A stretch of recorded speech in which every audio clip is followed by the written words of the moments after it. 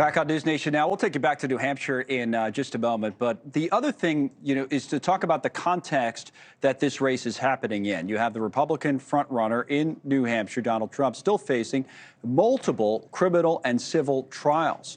And today we had news, we mentioned this earlier briefly, that a federal appeals court refused to take up his challenge to a gag order, the federal case that's related to January 6th. So that means that order stays in place unless the Supreme Court would decide to hear another appeal. So with us now is NewsNation legal contributor Jesse Weber here with me in New York. He's an anchor at the Law and Crime Network. Always good to see you, Jesse. Good seeing you. So let me go through some of this, in order. First of all, the E. Carroll case. So before we even get to the gag order challenge, which came out today, the E. Carroll case, it was postponed. The juror got sick the other day. Trump goes up to New Hampshire. They're going to have the primary. From what I understand now, they're going to resume it on Thursday of this week. I was trying to figure out if he was going to testify, and you're a lawyer. If someone is his lawyer, why would he testify? Okay, so look, remember, this is not a criminal case. It's a civil case. He is treating a lot of these civil cases, and I can't say he's going to do it with the criminal cases, but these civil cases as campaign stops. Now, what does he have to lose?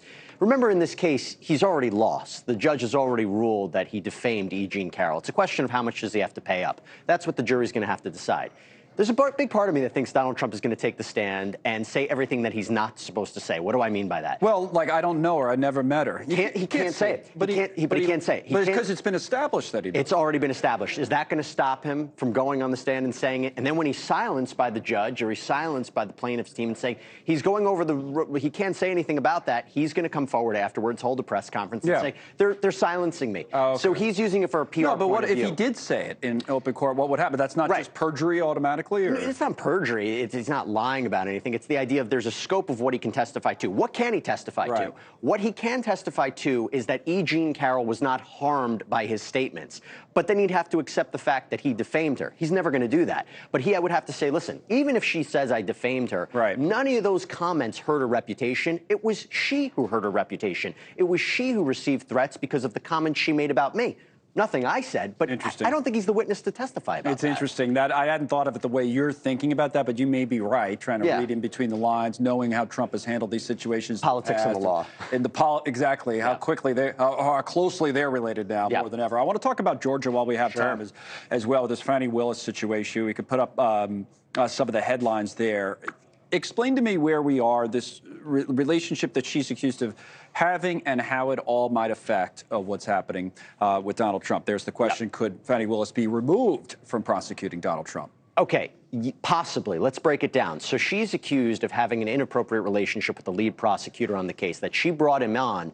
He's being paid hundreds of thousands of dollars from her office, and you find out that they're having a relationship, and he's using that money to go on vacation with her. So in a way, is she receiving an improper benefit from her office? Now, I don't think that that is necessarily a conflict of interest with respect to the prosecution of Donald Trump. It's not like she has some sort of interest or stake in that prosecution. What it does go is to her judgment. And what it goes to the idea is, should she still be the DA, or should she recuse herself? A, because she violated any kind of ethics laws, or B, she is creating such a distraction from the case that maybe she's not the best person to be overseeing this case. I think at the very least, Nathan Wade, who is the lead prosecutor in the case, may have to step down.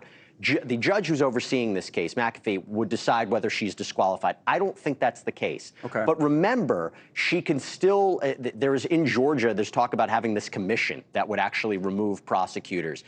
There's a debate about whether or not that's going to start up. There's a question if she could be impeached.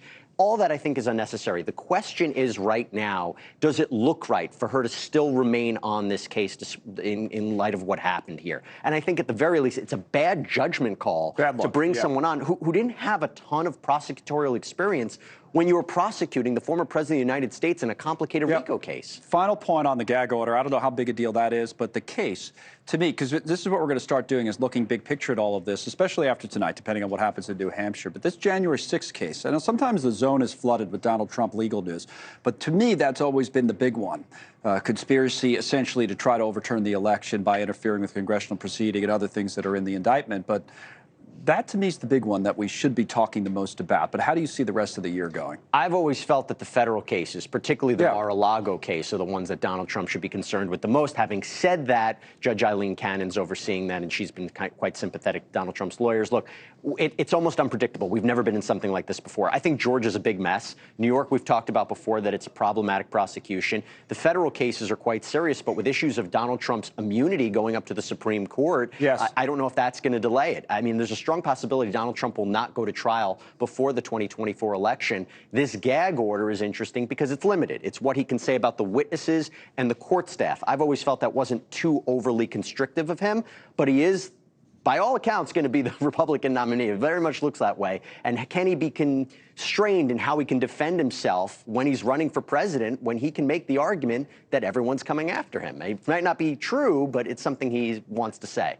The law and the politics, they go together, whether you want them to or not. That's your life, Jesse. Thank you, I never thought it would be like this, but yeah. Thanks so much for watching. Just go to joinnn.com to find News Nation on your television provider. And don't forget to click the red subscribe button below to get more of News Nation's fact-driven, unbiased coverage.